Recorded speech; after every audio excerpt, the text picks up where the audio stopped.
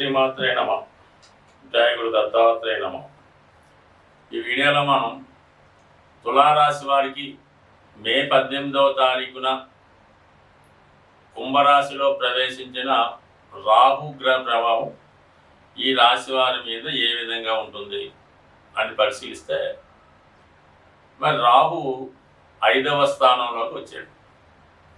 ఏదైనా ఒక గ్రహం ఒక రాశి వారికి ఏ విధంగా మంచి చెడు చేస్తుందా అని ఆలోచించినప్పుడు, మరి ఆ రాహుగ్రహం ఈ రాశికి మిత్రుడా శత్రువా అని గమనించాలి. ముందుగా శుక్రుడు ఈ రాశికి అధిపతి, తులారాశికి. రాహువు శుక్రుడు పరమ మిత్రులు. ఇద్దరు కూడా ఒకే లక్ష్యాన్ని ఒకే భావాన్ని కలిగి ఉంటారు. అయితే రాహు దాన్ని బాగా ఎక్స్పాండ్ చేస్తుంది, అటాచ్మెంట్ ఇస్తుంది, విపరీతమైనటువంటి కోరికలను పెంచుతూ ఉంటుంది. అంటే రాహు ఒక రాక్షస గణం. రాక్షసుడు ఏ విధంగా అయితే వారి యొక్క అంతా తనకే కావాలి, అన్ని విషయాల్లోనూ తనమే పైచేయి ఉండాలన్నటువంటి విషయం, ఏ పని చేసినప్పుడన్నా అది న్యాయ విచక్షణ, మంచి చెడు కోల్పోవడం, చట్టానికి వ్యతిరేకంగా ఉండడం, ఏ విధమైనటువంటి ఎథిక్స్ లేకుండా ప్రవర్తిస్తూ ఉంటాం అన్నమాట. అందుకే రాహు రాక్షసగణం అనుకోవడం జరిగింది. అయితే ఏంటంటే, ఈ ప్రపంచంలో ఈ భూమి మీద ఉన్నటువంటి సమస్త కోరికలకి రాహువే కారణమవుతుంటాడు. అలాగే సమస్త డెవలప్మెంట్కి, అంటే కోరికను బట్టే డెవలప్మెంట్, ఇంప్రూవ్మెంట్ ఉంటుంది. ఇప్పుడు ఒక సినిమా పరిశ్రమలో వచ్చినటువంటి టెక్నాలజీ అవ్వండి, ఈ సాఫ్ట్వేర్ రంగంలో కనిపెట్టినటువంటి అనేక విషయాలు అవనవండి, ఇవన్నీ కూడా ఆఖరికి రాకెట్లు, విమానాలు, సైంటిస్టులు, వైద్య రంగంలో వచ్చినటువంటి గొప్ప గొప్ప యంత్రాలు, మందులు కూడా ఈ రాహుగ్రహ ప్రభావాలు తయారైనవే. ఏదైనా ఒక పట్టుదల, ఏదైనా ఒక సాధించాలనే యాంబిషన్ రాహు ఇవ్వడం జరుగుతూ ఉంటుంది. మరి తులారాశి వారికి కూడా ఇంచుమించుగా జీవితంలో తులారాశి అన్నది ఒక సెలబ్రిటీ రాశి అన్నమాట. అంటే తులారాశిలో పుట్టిన జాతకుడు జీవితంలో అతను ఏ స్థాయిలో పుట్టినా జీవితంలో అన్ని సౌకర్యాలు వారి వారి స్థాయిని బట్టి అనుభవించడం జరుగుతూ ఉంటుంది. చిన్నప్పటి నుంచి కూడా అతని కోరికలన్నీ కూడా ఇంచుమించుగా తీరుతూ ఉంటాయి. లైఫ్ కూడా చాలా సక్సెస్ఫుల్గా, కలర్ఫుల్గా వెళ్ళడం జరుగుతూ ఉంటుంది. ఇది ఎక్కువగా స్త్రీలకి ఇంకా చాలా అనుకూలంగా ఉంటుంది. సినిమా రంగంలో హీరోగా రాణించాలన్నా, హీరోయిన్గా ఉండాలన్నా కంపల్సరిగా తులారాశి అనుగ్రహం ఉండవలసిందే. అటువంటి తులారాశి వారికి 5వ స్థానంలో ఉన్నటువంటి రాహు వీరిలో ఉన్నటువంటి నటన సామర్థ్యానికి, లేదంటే వారిలో ఉన్నటువంటి ఏదైనా అవ్వచ్చు, ఒక సైంటిస్ట్ అవ్వచ్చు, ఒక సాఫ్ట్వేర్ ఇంజనీర్ అవ్వచ్చు, ఒక ఆటోమొబైల్ ఇంజనీర్ అవ్వచ్చు, కంపల్సరిగా వారి యొక్క ఆలోచనలతో వారికి ఒక విధమైనటువంటి గొప్ప గుర్తింపు రావడం జరుగుతూ ఉంటుంది. ఇక్కడ ఏముందంటే, 5వ స్థానంలో ఉన్నటువంటి రాహు తన 9వ దృష్టితో రాశిని వీక్షిస్తాడు.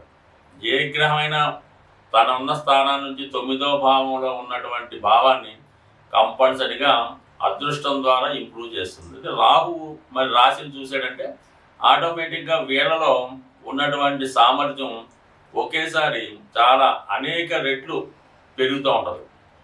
వాస్తవానికి పెరగకపోయినా వీరు ఆ విధంగా ఊహించుకొని ఒక ఇంటర్వ్యూకి వెళ్ళినా, ఒక సెలక్షన్స్కి వెళ్ళినా, ఒక ఎడిషన్స్కి వెళ్ళినా వీళ్ళు తనకున్న సామర్థ్యం కన్నా గొప్పగా వాళ్ళు చెప్పుకోవడం వల్ల అయితేనే, ప్రదర్శించడం వల్ల అయితేనే అవతల వాళ్ళు ఎంబటినే వీళ్ళు సెలెక్ట్ చేసుకొని మరి అవకాశాలు ఇవ్వడం జరుగుతూ ఉంటుంది. అది సినిమా రంగం అవ్వచ్చు, సాఫ్ట్వేర్ రంగం అవ్వచ్చు, ఏదైనా వారిలో ఉన్నటువంటి సామర్థ్యం అనేక రెట్లు పెరుగుతుంది. అలాగే వీళ్ళ యొక్క ఆదాయం, రెమ్యునేషన్ కూడా పెరుగుతూ ఉంటుంది. అప్పటిదాకా సాధారణమైనటువంటి వాహనంలో వెళ్తున్నట్టు వీరు ఒకేసారి ఒక పెద్ద ఖరీదైనటువంటి బెంజ్ లాంటి వాహనంలోకి మారడం జరుగుతూ ఉంటుంది. మరి ఇది వరకు ఓకే, కానీ ఒక విధమైనటువంటి స్పెక్యులేషన్ టెండెన్సీ ఇస్తూ ఉంటుంది అన్నమాట. అంటే ఈజీగా ధనం సంపాదించాలనే ఆలోచనతో, ఏదో విధంగా ధనాన్ని సంపాదించాలనే ప్రలోభంతో కొంతమంది ఈజీ మనీకో లేదా ఇంకో రకమైనటువంటి గ్యాంబ్లింగ్ లాంటి పద్ధతులు అవలంబించి మరి అవతల వాడిని మెస్ప్రజం చేసి మాయ చేసి ఒక విధమైనటువంటి బలహీనపరిచి వీళ్ళ ధనాన్ని సంపాదించడం జరుగుతూ ఉంటుంది. సాధ్యమైనంత వరకు ఈ షేర్ మార్కెట్ స్పెక్యులేషను ఈజీ మనీగా కాకుండా మీలో ఉన్నటువంటి సామర్థ్యాన్ని ఉపయోగించుకొని దాన్ని సాధించడం అన్నది మంచిది. ఇక 9వ స్థాన ప్రభావం కూడా ఉంటుంది. 9 వీక్షిస్తాడు కదా. 9 అన్నది ఏంటంటే మన ధర్మాన్ని చెప్తూ ఉంటాం. అయితే కొంతమంది మరి మన యొక్క కట్టుబాట్లు, వారి యొక్క కులం యొక్క ఆచారాలు, కుటుంబం యొక్క వ్యవహారాలు పక్కన పెట్టి ఒక మనం ఏ వృత్తులైతే చేయకూడదని పెద్దవాళ్ళు చెప్తుంటారో అందులో ప్రవేశిస్తూ ఉంటారు. అంటే ఉదాహరణకి ఈ బ్యూటీ క్వీన్గా పాల్గొనడం, ఈ ఫ్యాషన్ డిజైనింగ్లో పాల్గొనడం, ఈ సెలబ్రిటీలుగా అందాల పోటీలో పాల్గొనడం, లేదంటే ఒక బ్యూటీ పార్లర్ పెట్టడం, ఇటువంటివి కొన్ని పెట్టడం వల్ల వారి యొక్క అంటే ఇది పెట్టడం వల్ల ఇబ్బంది అని కాదు, కానీ కొన్ని కుటుంబాలకు ఆచారం ఉంటుంది. బట్ అయినప్పుడు కూడా ఇది గొప్పగా ఒక చిన్నదాన్ని గొప్పగా ప్రారంభోత్సవం చేయడం జరుగుతూ ఉంటుంది. ఈవెన్ చిన్న బట్టల షాప్ లాంటిది లేదంటే ఇంకొక బ్యూటీ పార్లర్ కూడా పెద్ద హైఫై క్వాలిటీస్లో పెద్ద పెద్ద బిల్డింగ్లో పెద్ద పెద్ద సెలబ్రిటీని ఆహ్వానించి అంటే చిన్నదాన్ని పెద్దది చేయడం, లేని దానిని ఉన్నట్టు చూపించడం, ₹1 100 అమ్మే విధంగా వీళ్ళ యొక్క ప్రస్థానం మొదలవుతుంటుంది. ఇది ముఖ్యంగా ఈ సాఫ్ట్వేర్ రంగం వాళ్ళకి కూడా బాగా ఉపయోగపడుతూ ఉంటుంది. తక్కువ కష్టంతో ఎక్కువ ఫలితాన్ని సాధించడానికి అవకాశం ఉంటుంది. కాబట్టి ఇది ముందు సాఫ్ట్వేర్ రంగం, ఎక్కువ సినిమా రంగం, దాని తర్వాత ఆటోమొబైల్స్, తర్వాత ఏంటంటే న్యాయ వ్యవస్థ. అంటే తులారాశే ఒక న్యాయానికి చిహ్నం కాబట్టి మరి ఇందులో ఉన్నటువంటి వారు న్యాయవాదులు గాను జడ్జెస్ గాను ఉన్నత పదవి అలంకరించినప్పటికీ కూడా న్యాయానికి వ్యతిరేకంగా కొంతవరకు వారి యొక్క నేమికి కళంకం తెచ్చే విధంగా జరిగే అవకాశం ఉంటుంది. అంటే వారి చేద్దామనంటే వాళ్ళ ఆలోచన కాదు, కానీ పెద్దవారి యొక్క పైవారి యొక్క ప్రలోభాలకి లొంగే అవకాశం ఉంది.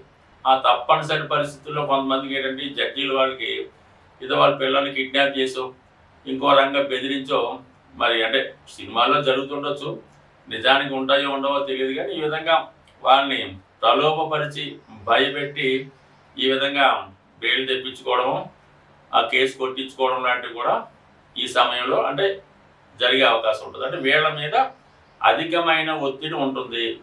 ఉదాహరణకి ఏదైనా ఒక సింగర్ అయి ఉంటాడు, ఆ సింగర్కి కొన్ని విషయాలు అంటే కొన్ని సంబంధించినటువంటి పాటలు పాడడం ఇష్టం ఉండదు, ఆ మతాలకు సంబంధించిన పాటలు ఇష్టం ఉండదు, కానీ బలవంతంగా ఇతనికి మామూలుగా ఒక సాంగ్కి ఒక 5 లక్షలు ఇస్తూ ఉంటే ₹1,00,00,000 ఆఫర్ చేసి వారు పాటలు పాడించుకునే ప్రయత్నం చేస్తారు. వీడు కూడా ధనానికి లొంగి సరే ఏముంది ఇది మాట్లాడతారు, కానీ దానికి ఇష్టం లేకపోయినా వేరే మతస్థుల యొక్క సాంగ్స్ అయి పాడటం, దాన్ని రికార్డింగ్ చేయడం, దానికి ప్రమోట్ చేయడం లాంటి కార్యక్రమాలు కూడా చేయడం జరుగుతూ ఉంటుంది. అంటే ఏదైనా ఇష్టం లేకపోయినా ధనం కోసం గుర్తింపు కోసం కొన్ని పనులు చేయవలసి ఉంటుంది. టెంపరీగా వీడి యొక్క నేమ్ చాలా ఎక్కువగా పెరుగుతుంది. చాలా విషయాలు మంచివే, కానీ కేవలం ఈ గ్యాంబ్లింగ్ టెండెన్సీ పడకుండా ఉంటే మంచిది. అలాగే ఎఫైర్స్, ఈ లవ్ ఎఫైర్స్ లాంటివి ఎవరిని చూసి పడితే వాడిని ఎంబట్నే ఇష్టపడి ఎంబట్నే ప్రేమించడం జరుగుతూ ఉంటుంది. మళ్ళీ 3 రోజులకి అది బ్రేకప్ అవ్వడం జరుగుతూ ఉంటుంది. అయితే ఇది ఎల్లవేళ జరగదు. ఏదో కొన్ని సందర్భాల్లో ఎవరో ఒకరు అటాచ్ అయ్యి జీవితాంతం వీళ్ళతో ఉండడానికి కూడా అవకాశం ఉంటుంది. కాబట్టి తొందరగా ఎవరినైనా ఇష్టపడే ముందు 1-2 సార్లు ఆలోచించి మాట ఇవ్వడం మంచిది. స్వస్తి. సాధారణంగా మనిషి జీవితంలో ఆ యొక్క జాతకుడిని అత్యంత ఉన్నత స్థాయికి తీసుకెళ్లాలన్నా, అత్యంత పతనానికి తీసుకెళ్లాలన్నా రాహువే కారణం అవుతూ ఉంటాడు. రాహు ఆశకి కారకుడు. ఏదన్నా ఆశ పడితే అది దక్కేలాగా చేస్తాడు, దాని ద్వారానే ఇబ్బందిని కూడా కలగజేస్తూ ఉంటాడు. సో అందువల్ల రాహుగ్రహం ఏంటంటే పరిహారాలు చేసుకోవడం ద్వారా రాహుని మనకు అనుకూలంగా మార్చుకుంటే కంపల్సరిగా జాతకుడికి ఒక మంచి ఉన్నత స్థానాన్ని, మంచి నేముని, మంచి ఆరోగ్యాన్ని కూడా ఇవ్వడం జరుగుతూ ఉంటుంది. ఏదైనా పూర్వజన్మలో చేసుకున్నటువంటి పాప పుణ్యాన్ని ఈ జన్మలో అనుభవించే విధంగా రాహు చేయడం జరుగుతూ ఉంటుంది. రాహు ఉన్న స్థానాన్ని బట్టే మనం పూర్వజన్మలో ఏం చేసాం, ఈ జన్మలో ఏం చెయ్యకూడదు అన్న విషయాన్ని జాతకం చూడగానే అర్థమవుతుంది. అనుభవం గల జ్యోతిష్కుడు రాహుని బట్టే తను జాతకుడి యొక్క భవిష్యత్తుని నిర్ణయించడం జరుగుతూ ఉంటుంది. ఉదాహరణకి రాహువు శుక్రగ్రహంతో కలిసి ఉంటే కేవలం స్త్రీల వల్ల వ్యసనాల వల్ల నష్టపోవడం జరుగుతూ ఉంటుంది. అలాగే కుజుడితో కలిస్తే తన యొక్క అహంకారం వల్ల, తన యొక్క ఓవర్ డామినేషన్ వల్ల నష్టపోవడం జరుగుతుంది. అన్నదమ్ముల వల్ల, బంధువుల వల్ల కూడా పతనానికి కారణం అవుతూ ఉంటుంది. ఇంకా చాలా ఉంటాయి. బట్ దీనికి పరిహారం ఏంటంటే కేవలం కనకదుర్గ అమ్మవారు. అంటే మనం ఈ శక్తి దేవతల్ని ఆరాధించడం వల్ల ప్రాంతాన్ని బట్టి ఉంటుంది. కొన్ని ప్రాంతాల్లో కాళికాదేవి, కొన్ని ప్రాంతాల్లో కనకదుర్గ అమ్మవారు, కొంతమంది ప్రత్యంగర అమ్మవారు. ఈ దశ మహావిద్యలు ఇవన్నీ కూడా రాహుకు సంబంధించినవి. మరి కొంతమంది క్షుద్ర విద్యల ద్వారా రాహుని శాంతింపజేసినప్పుడు కూడా అది మళ్ళీ వేరే విధంగా ఎఫెక్ట్ అయ్యే అవకాశం ఉంది. కాబట్టి అటువంటి వాటికి జోలికి వెళ్లకుండా ఈ సాత్విక దేవతలైనటువంటి ఈ కనకదుర్గ అమ్మవారిని ఆరాధించుకోవడం వల్ల మనకి ఇబ్బంది తొలుగుతుంది. వెరీ సింపుల్ ఏంటంటే కనకదుర్గ అష్టోత్తర పారాయణం, లలితా సహస్రనామ పారాయణం, ప్రతి శుక్రవారం అమ్మవారికి కుంకుమర్చన ద్వారా చేయించడం కానీ, అవసరమైతే అమ్మవారికి ఈ చందనం, కుంకుమ, పసుపు ద్వారా అభిషేకాలు చేయడం జరుగుతూ ఉంటుంది. ఏదైనా ఈ పుణ్యక్షేత్రాలు అంటే ముఖ్యంగా అమ్మవారికి సంబంధించినటువంటి పుణ్యక్షేత్రాలు దర్శించి అక్కడ రాత్రి నిద్ర చేయడం వల్ల చాలా వరకు ఈ దోష పరిహారం అవుతుంది. ఇది ఆధ్యాత్మికంగా ఉన్న వాళ్ళకి తోడవుతూ ఉంటుంది.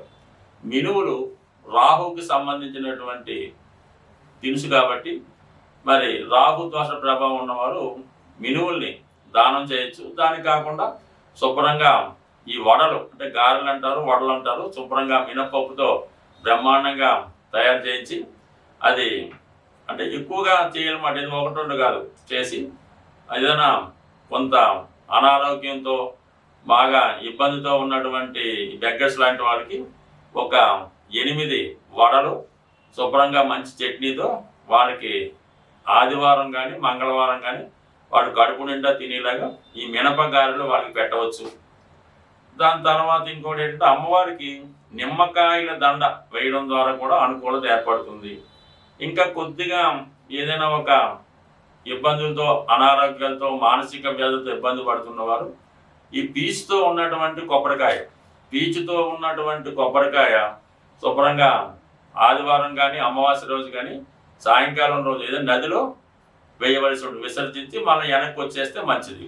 అలాగే అష్టముఖి రుద్రాక్ష ధరించడం ద్వారా, వెండి చైను మెడలో వేసుకోవడం ద్వారా, గోమేధికం అనే ఉంగరం వెండిలో చేయించి కుడి చేయి మధ్య వేలి పెట్టుకోవడం వల్ల కూడా జరిగే అవకాశం ఉంది.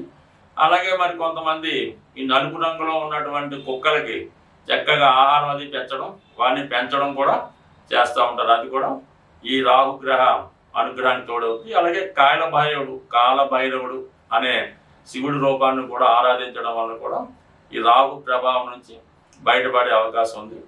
అలాగే ఏంటంటే బాగా విపరీతమైనటువంటి చర్మ వ్యాధులు, అలాగే కొన్ని రకాల వ్యాధులతో బాధపడుతున్న వారికి మీరు అంటే వైద్యం చేయించవచ్చు, మీరు వారికి సేవ చేయొచ్చు.